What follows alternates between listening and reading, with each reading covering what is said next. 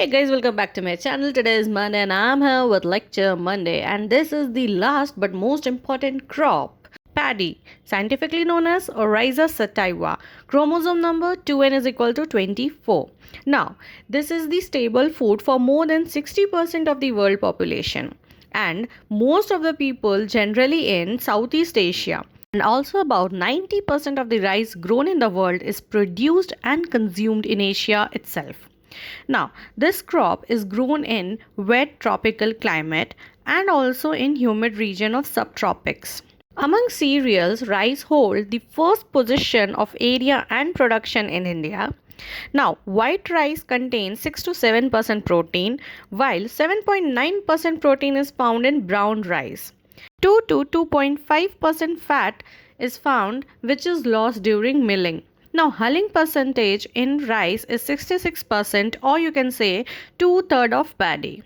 Now, to produce 1 kg plant dry matter of rice, you need to spend 400 to 500 liters of water. This is the maximum for rice. So, rice consumes how much water? That is 5000 liters of water to produce 1 kg rice grain. मतलब dry matter 1 kg 500 liters and 1 kg rice grain 5000. एक zero बढ़ जा रहा है. Now in rice field, to prevent denitrification and leaching losses, we should apply N fertilizer in the reduced zone only so that the nitrification process is delayed. Now, the reproductive and grain formation stage are very crucial. Therefore, in this stage, the field should be submerged in 5 centimeter deep water. Now, the rice grains are relatively rich in lysine, and it is 4% of the total fraction of the protein. And the main protein of rice is orizine. Propanil, that is stamp F34, is the most widely used for which purpose post emergence. मतलब कि जब plant हो जाए उसके बाद कौन सा herbicide लगा सकते हैं? Propanil herbicide in rice. Now for the area and distribution, India stands first in area, followed by China and Indonesia. But production में China आगे जाता है, China then India then Indonesia, and productivity में सबको छोड़ के USA आगे आ गया, USA then Japan and then China. India में कौन से स्टेट्स कहाँ हैं? तो first according to area stands West Bengal, then UP and then Bihar. Production में भी West Bengal first, then UP and then Andhra Pradesh. Bihar नहीं है. बट प्रोडक्टिविटी में Punjab is first with 34 quintal per hectare. Now classification. There are 24 species in Oryza genus, out of which 2 are cultivated, that is Oryza sativa and Oryza glaberrima. Oryza sativa is diploid, that is 2n is equal to 24, और इसका 3 type का होता है geographic races के हिसाब से, that is indica, japonica, javanica या बालू rice. Now indica, this is grown in India. India में भी कहाँ? Tropics and sub tropics region में. And these are tall with weak stem, elongated rice, droopy leaves, low productivity and irresponsive to high input conditions. जबकि japonica इससे almost उल्टा है. These are grown in temperate and subtropical region of Japan. These are characterized by short with sturdy stem, narrow and erect dark green leaves, and these are responsive to intensive input condition. And highest productivity भी इसी का होता है japonica का. इसके जो grains होते हैं they are oval to round in shape. Now the third one, जवानिका या बालू rice. These are grown in Indonesia. इसमें टिलर्स कम होते हैं, वाइल्ड फॉर्म होता है राइस का, और इसमें बहुत सारे ऑन्स होते हैं और ये लॉन्ग ड्यूरेशन होता है. Now the next one, Oryza glaberrima. These are only grown in West Africa. Now origin क्या है राइस का? इंडो बर्मा रीजन है, that is south east Asia. ना राइस जो होता है वो सेल्फ पॉलिनेटेड होता है. इसके फ्रूट टाइप को कैरियोप्सिस बोलते हैं. दिस कैरियोप्सिस या grain is tightly enclosed in lemma and palea, and this collective thing is known as hull. Test weight is 25 grams and the rice stem is known as Holmer-Culm, which is a series of nodes and internodes. Now the inflorescence of rice is a group of spikelets known as panicle. According to climate, rice is C3 short day plant which requires hot and humid climate, while soil required is clay and clay loamy. क्योंकि flooded रखना है region को तो उसके लिए clay soil best होगा. Now the soil कैसा होना चाहिए, तो एसिडिक होना चाहिए, 4 to 6 pH is the best. Average temperature plant growth के लिए 21 to 37 degree Celsius, and India में मोस्टली लो लैंड में ही इसको ग्रो किया जाता है। अब राइस को सेमी एक्वाटिक प्लांट भी कहा जा सकता है, जो जनरली और बेस्ट ग्रो करता है सबमर्ज कंडीशन में ही। सबमर्ज कंडीशन में क्या होता है ना, the atmospheric oxygen is transported by aerenchymatous tissues of leaves.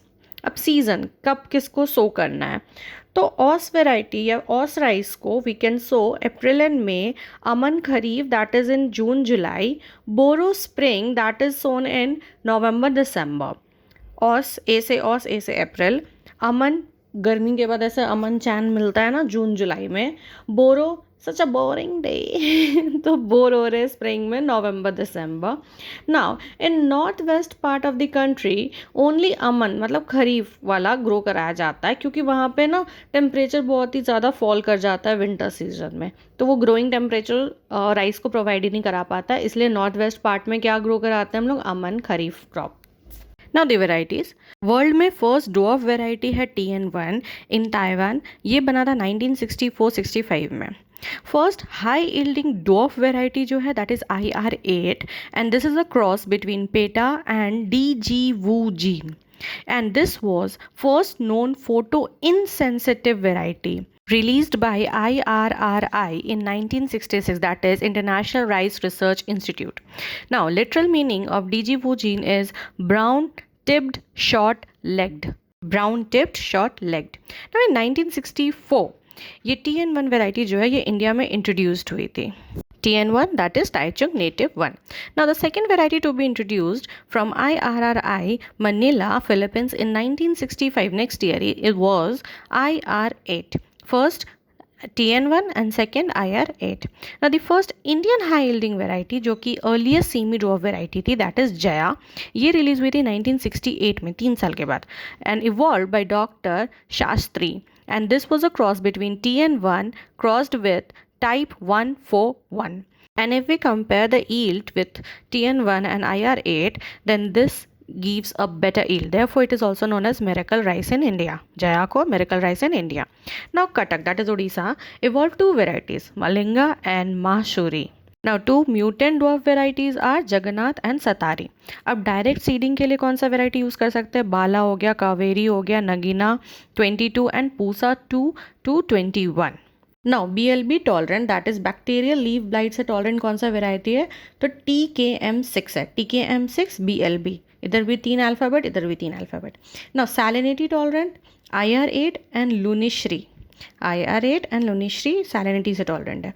Water locked area के लिए सूटेबल कौन सा है, दैट इज जलमागन, जल पानी, वाटर लॉक्ड पानी, okay. Now first hybrid of basmati in the world was PRH10, 10 है लेकिन ये पहला बासमती हाइब्रिड था। और हाइब्रिड राइस का इंडिया में पहला कौन सा है, CORH1, ये 1994 में रिलीज़ हुआ था। बासमती का PRH10 और हाइब्रिड राइस इंडिया में दैट इज CORH1। ना वेराइटी रिलीज फ्रॉम IRI, एक दो नाम देख लेते हैं, नॉरिन 8 है, नॉरिन 18, पूसा 2 से 21, then basmati 370, Pankaj, then IR20। Now Pusa basmati 1 ये first high yielding dwarf variety है जो कि क्वालिटी राइस देती है, ये IRI ने रिलीज़ की थी थ्रू कन्वर्जेंट ब्रीडिंग। और कुछ और वेराइटीज़ के नाम देख लेते हैं, पद्मा होता है, पद्मा जो होता है वो अपलैंड के लिए सूटेबल होता है, पंकज वाटर लॉक के लिए, Ratna, Chambal, Sita, Sabarmati etcetera. Now seed rate क्या करना है, ब्रॉडकास्टिंग में 100 kg पर हेक्टेयर लेना है, ड्रिलिंग कर रहे हैं तो कम लगेगा of course 60 kg per hectare, hybrid seed में 15 kg पर हेक्टेयर, डेपॉग मेथड से लगा रहे हैं तो 1.5 से 3 kg पर मीटर स्क्वायर, मतलब इसमें नर्सरी लगाना होता है जो कि 12th डे में नर्सरी तैयार हो जाता है ट्रांसप्लांटिंग के लिए, इसको पूरा आगे में डिटेल में देखेंगे।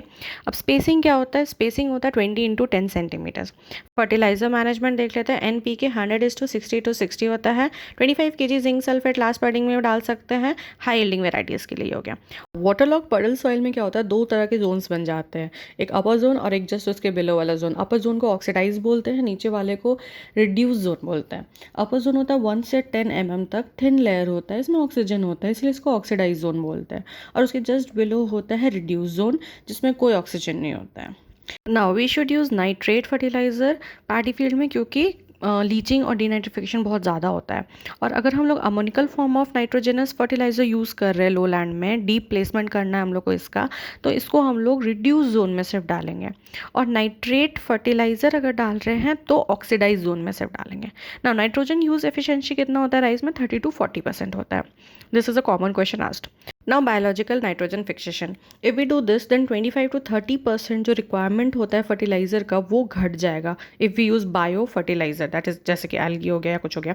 तो BGA, blue green algae, association of water fern azolla with blue green algae, anabaena azolla, ये सब हम लोग यूज़ करते हैं बायो फर्टिलाइज़र की तरह।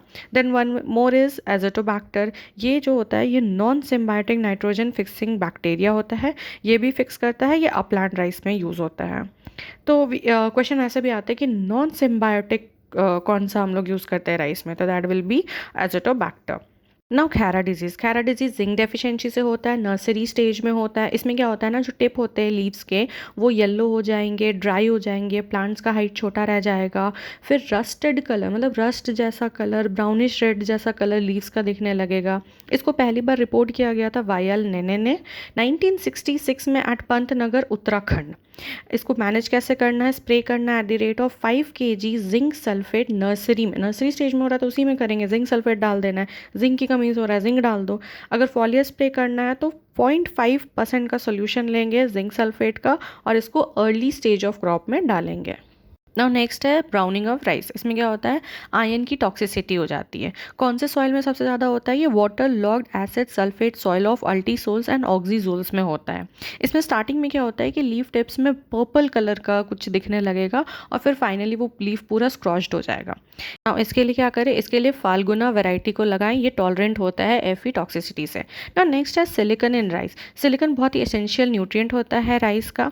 क्यों होता है ना? क्योंकि ये एक थिक क्यूटिकल सिलिका लेयर बना देता है जिसकी वजह से ना इंसेक्ट पेस्ट का अटैक कम हो जाता है। This is also an important thing.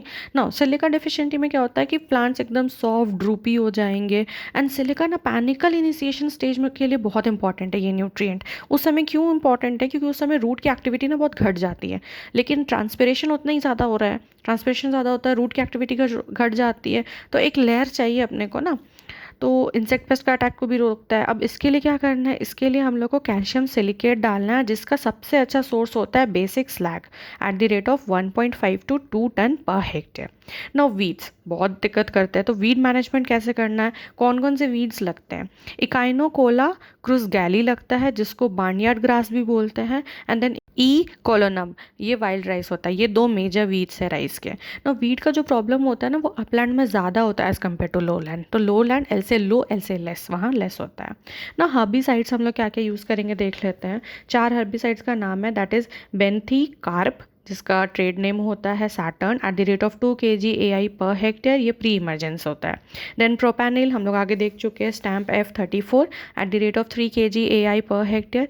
इसको ट्रांसप्लांटिंग के 1 हफ्ते बाद या फिर वीड्स दिखने लगे उसके बाद डालना है, पोस्ट इमरजेंसी ये हर्बिसाइड है। Now butachlor Machete at the rate of 2 to 3 kg per hectare, ये प्री इमरजेंस के लिए यूज़ होता है और ये कंट्रोल करता है annual grasses, broad leaves pre emergence में, क्योंकि एक बार जब ग्रास निकल जाता है ना तो उसको मारना बहुत मुश्किल हो जाता है, तो प्री इमरजेंस वाला यूज़ करो, बेस्ट है। Then the fourth one is anilofos. Now this is a pre emergence और early post emergence selective herbicide, ये कंट्रोल करता है एनुअल ग्रासेस, सेजेस, फिर कुछ कुछ ब्रॉड लीव्स वाले को भी ये कंट्रोल कर लेता है डायरेक्ट सीडेड प्लांट्स में और ट्रांसप्लांटेड राइस लगाओगे तो उसमें। Some of the practices which we do in the field, that is beushening. इसमें क्या होता है कि क्रॉस प्लॉइंग करते हैं यंग क्रॉप में 4 to 6 वीक्स आफ्टर सोइंग, जब 5 to 10 सेंटीमीटर्स का स्टैंडिंग वाटर रहता है तो हम लोग लाइट कंट्री प्लाउ से 1 या 2 बार ये काम करते हैं क्रॉस प्लॉइंग। नाउ क्यों करते हैं? To control weeds, optimise crop stand and provide aeration. Next one is puddling. Puddling में क्या करना है? सॉइल एग्रीगेट्स को तोड़ना है, मैकेनिकल फोर्स लगाना है जब मॉइस्चर कंटेंट अच्छा हो, एक्सेस रहे। इससे क्या होता है? इससे सॉइल का स्ट्रक्चर हैम्पर हो जाता है and penetration, root penetration easy हो जाता है and the development of succeeding a plant crop grown in rotation with rice is good. Now puddling increases the bulk density of the soil from about 1.4 to 1.7 G per cc. नाउ इसको करते कैसे, इसको एक पडलर के थ्रू करते हैं। अब ऑब्जेक्टिव क्या होता है पडलिंग का, to reduce percolation loss of the water, ये मेन ऑब्जेक्टिव होता है, and to reduce the weed infestation of course, and third one is to increase nutrient availability. अब क्रिटिकल स्टेजेस क्या होता है, दो है, एक हो गया tillering stage that is 2 to 20 days after transplanting, next one is booting या फिर इसको लेट पैनिकल इनिशिएशन स्टेज भी बोलते हैं। नाउ इसमें क्या होता है कि मतलब ये स्टेज कैसे पता चलेगा, तो फ्लैग लीफ जो होता है उसका स्वेलिंग हो जाता है, swelling of flag leaf sheet, इसको बूटिंग स्टेज बोलते हैं। ये मोस्ट क्रिटिकल होता है for water in rice.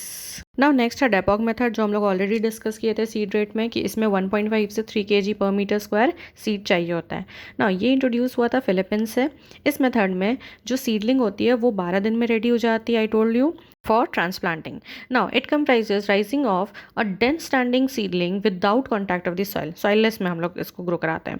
Now rate of nursery sprouted seeds 3 kg per hectare, मतलब 1.5 से 3 वही वाला, on wooden planks, trays या concrete floor या फिर seed bed covered with polythene sheets.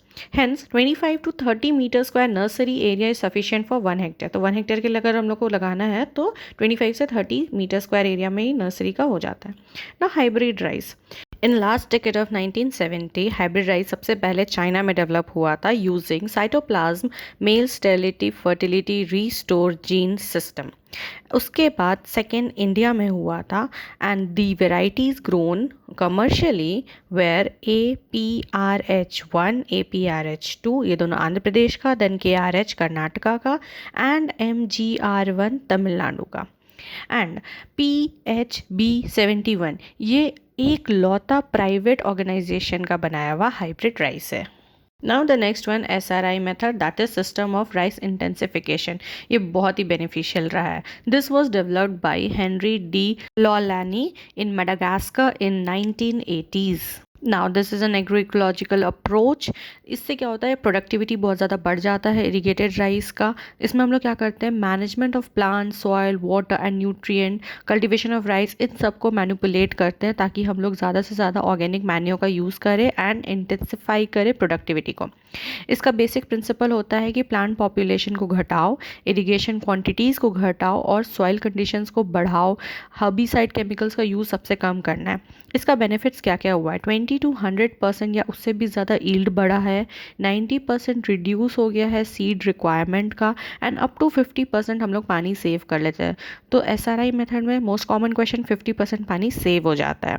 अब ईल्ड कितना होता है, तो एवरेज ईल्ड 6 to 7 टन पर हेक्टेयर हो जाता है, जबकि कन्वेंशनल मेथड में सिर्फ 2 to 3 टन पर हेक्टेयर होता था। नाउ इसको अडॉप्ट किया गया था कहाँ कहाँ पे, तो अपलैंड राइस में हम लोग कर सकते हैं, जहाँ रेनफेड राइस ग्रो कराते हैं वहाँ पे हो जाता है। फिर कुछ और भी क्रॉप्स में जैसे wheat, sugarcane, millets, mustard etcetera, इन सब में भी यूज़ हो जाता है। Now, this method is feasible for small landholding farmers and need to get the highest yield possible from their available lands. The practice of the rice field are kept wet and not flooded, मतलब कि field को सिर्फ भिगा के रखना है। तो this means कि इंटरमिटेंट इरिगेशंस रखना है ताकि मॉइस्ट रहे सॉइल, फ्लडेड रखने की ज़रूरत नहीं है। दैट्स वाई ना पानी 50% बच रहा है। नाउ आंध्र प्रदेश में this method is demonstrated in all the district kharif season के लिए 2003 में। नाउ SRI में वाइड स्पेसिंग हम लोग लेते हैं प्लांटिंग का, 22 into 22 centimetres is adopted, and transplanting of young seedling, कौन सा सीडलिंग किस स्टेज पे लेना है, तो 2 लीफ स्टेज पे लेना है, that is 8 to 12 days old वाला। नर्सरी एरिया कितना होना चाहिए, 100 मीटर स्क्वायर इनफ हो जाता है, with a seed rate of 2 kg पर एकड़ और 5 kg पर हेक्टेयर। डीमेरिट क्या है कि बहुत लेबर कॉस्ट होता है इसमें इनिशियल ईयर्स में, क्योंकि ट्रांसप्लांटिंग, वीडिंग सब हैंड से ही करना होता है। अब प्रोसेसिंग ऑफ राइस, मिलिंग हो गया, पॉलिशिंग ऑफ राइस हो गया, पार बॉइलिंग हो गया। तो मिलिंग में क्या होता है, एल्यूलोन लेयर और एम्ब्रॉय को हम लोग हटा देते हैं। इसकी वजह से लॉस हो जाता है विटामिन बी का, particularly thiamine, and this deficiency leads to beri disease. So people who frequently eat polished rice have the problem of beriberi because of this. Now, polishing of rice. It is the removal of very fine bran clinging to mild rice and smoothing the surface. Now, the last one is parboiling. It is a hydrothermal process in which the crystalline form of the starch is changed into an amorphous form on account of irreversible swelling and fusion of starch. The last part of the quick revision. Aus या फिर autumn rice को कब सो करते हैं? अप्रैल and में ए। बोरो rice को नवंबर and दिसंबर में करते थे। राइस इन्फ्लोरेंसेस को पैनिकल बोलते हैं। राइस कौन सा टाइप ऑफ प्लांट होता है? C3 short day plant, remember. Now cardinal temperature of rice का क्या होता है? 30 to 32 degree Celsius. Now hulling percentage 65% होता है, 66 भी लिखा रहता है कहीं कहीं। फ्रूट ऑफ राइस को क्या बोलते हैं? कैरियोप्सिस बोलते हैं। नाइट्रोजनस फर्टिलाइजर जो कि सबसे ज़्यादा यूज़ होता है that is ammonium sulphate. Optimum pH क्या होना चाहिए ग्रोइंग के लिए? रिमेंबर एसिडिक चाहिए होता है इसको, तो that is 4 to 6 pH।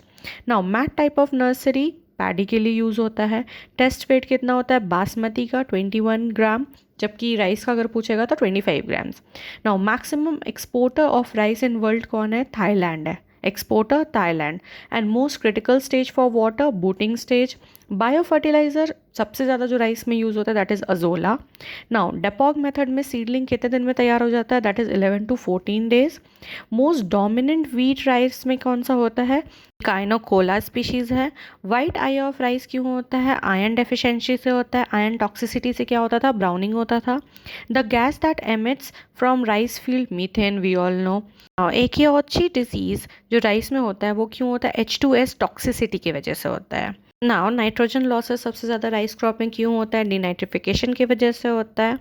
Para and यूटेरा cropping system जो होता है वो राइस से रिलेटेड है, ये कॉमनली पूछा जाता है paira and utera. Now parboiling of rice conserve the vitamin, कौन सा वाइटामिन? तो वाइटामिन B12 को कंजर्व करता है पार बॉइलिंग।